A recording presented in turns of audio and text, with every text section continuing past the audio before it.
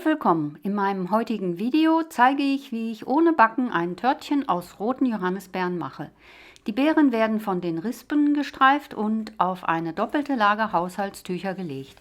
Dann reibe ich vorsichtig die Oberseite der Beeren trocken. Ein Stück Klarsichtfolie wird auf einen Servierring gelegt und mit einem Gummiband befestigt. Die Gelatine wird abgewogen, mit einem Esslöffel Wasser bedeckt, umgerührt und mindestens 10 Minuten quellen gelassen. Die Butterkekse werden auf irgendeine Art und Weise zerkleinert, die Butter geschmolzen und anschließend in die zerkleinerten Kekse eingearbeitet.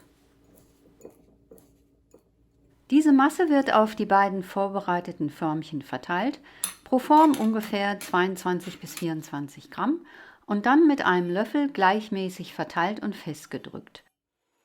Nun wird das Eiweiß steif geschlagen.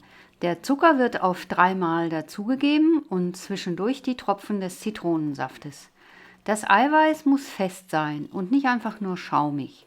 Die Säure des Zitronensaftes gibt dem Eiweiß die notwendige Steifigkeit.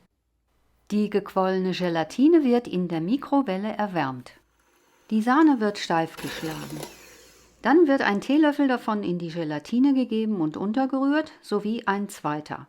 Anschließend wird diese Mischung auf die Sahne gegeben und eingearbeitet.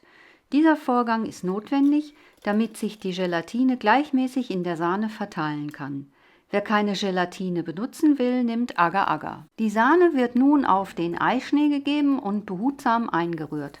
Behutsam deswegen, damit die Eischneestruktur nicht durch das Rühren zerstört wird.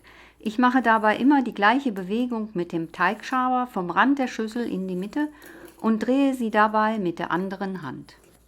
Nun gebe ich die vorbereiteten roten Johannisbeeren in die Masse und rühre sie unter. Sie sollen sich nur so gerade eben gleichmäßig darin verteilen und auch hier gilt, nur so wenig wie möglich bearbeiten. Nun wird die Masse auf die beiden Förmchen verteilt, die Oberfläche mit einem Spachtel glatt gestrichen und alles wird zugedeckt über Nacht oder mindestens für 8 Stunden in den Kühlschrank gestellt, damit die Gelatine abbinden kann.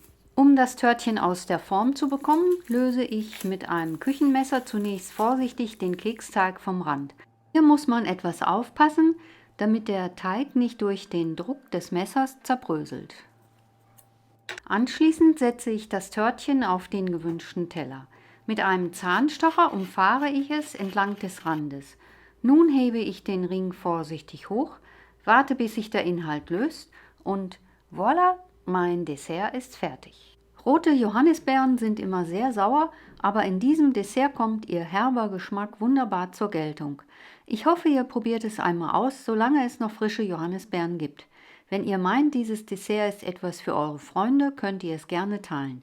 Zutaten und Mengenangaben findet ihr wie immer unten in der Beschreibung und wie immer guten Appetit!